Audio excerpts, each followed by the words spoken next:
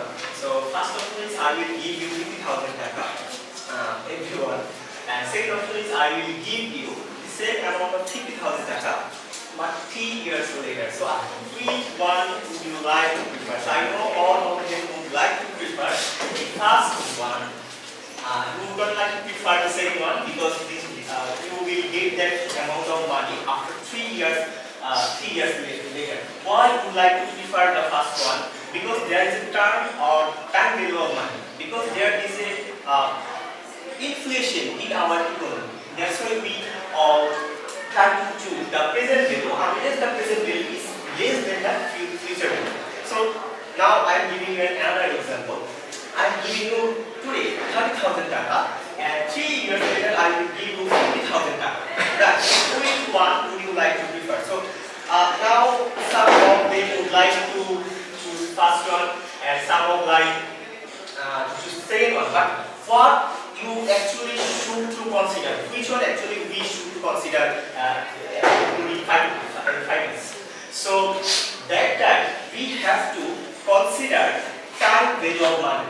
That means we have to convert this 50,000 taka, which is a future value, into present value. If we convert this 50,000 taka into present value, then we compare to the present value, then we can calculate or get the exact solution. So now I am giving you a practical example so that you can get the point exactly. Our main topic or chapter is capital budget. So now just think I will start a business. So this business will be about in Jahangirnagar controller where I will print document or various type of document. So I want to start that business in Jahangirnagar. So I need to invest here. So I need a capital investment. So my capital investment is a printer. So through that printer I will print various type of document. So the printer current price is 50,000 taka in 2024 right now, current price. So from that printer, if I print and photocopy various type of document, after 1 year later, this is 24, this is 25. After 1 year later, we will get 50,000 taka. That means from that business, we generate this money after 1 year later. We can say that this is a cash will come inside our business. That means we can say this is a cash flow. This is a cash flow. So this is the first year. So for first year, so this is CF1. And if we see the another in 2026, this is CF1. That means another cash flow which we are generating from our business. That was 8,000. And in 2017, after 3 years, we are generating our cash flow is 25,000 taka.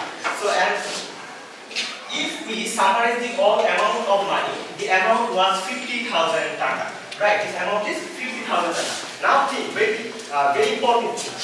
I am investing right now 2024 50,000 taka. Right? And this amount will come back in my business after 3 years later. After 3 years later. Right? So I have talked already that is today's 50,000 taka is not equal to 3 years later 50,000 taka, right? So that means I have invested 50,000 taka, but this money or this investment, this is initial investment. I am just mentioning. If it is CF1, then if it is initial investment, it will be CF0, 0 year. So what I have talked about. I have invested 2024 50,000 taka and this money will come back in my business in 3 years later. I have already talked about that today's 50,000 is not equal to 3 years later 50,000 taka. That's why we are my previous team member already talked about payback time. So that's why we are talking about payback is an old method. That is old and that is not the exact method. We can't calculate the exact valuation of money. Why? Because I have invested 50,000 taka. Maybe this 50,000 price will be lesser or higher, something like that. So we have to calculate another method which will properly or exactly work. So which method we will use? So my topic is NPV, need present value. That's why we are not using payback method. We are now in modern time we are using NPV, need present value, right? So need present value and I have a little bit research about the need present present value and present value are almost same. There are no big difference. If present value is acceptable, then definitely NPV is acceptable. If NPV is not, then present value is not. There is a correlation between NPV and BBA.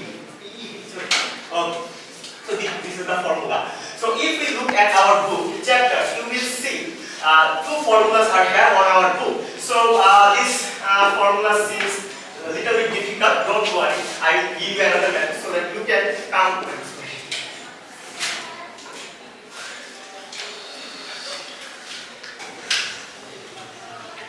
Okay, present value. So we all know that formula, present value method. Present value is NPV.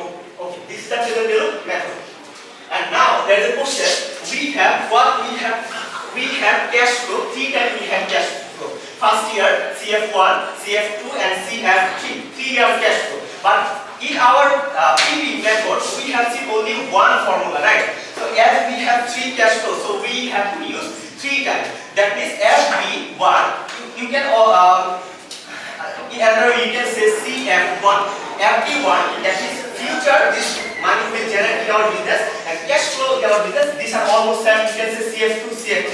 These are almost same. Okay. So now I am coming back a practical example. This is the question. We have to solve that question.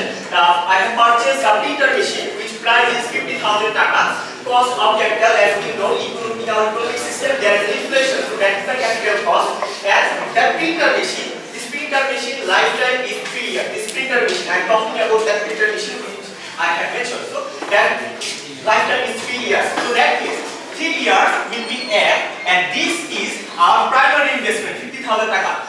We call this primary investment CF0, right? And this is our capital. You can use that. This is rate of interest or discount. So this is our formula. So we are talking about NPV, but why I am showing PV?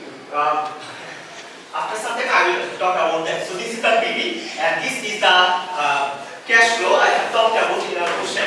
This is the cash flow I have mentioned that anyway.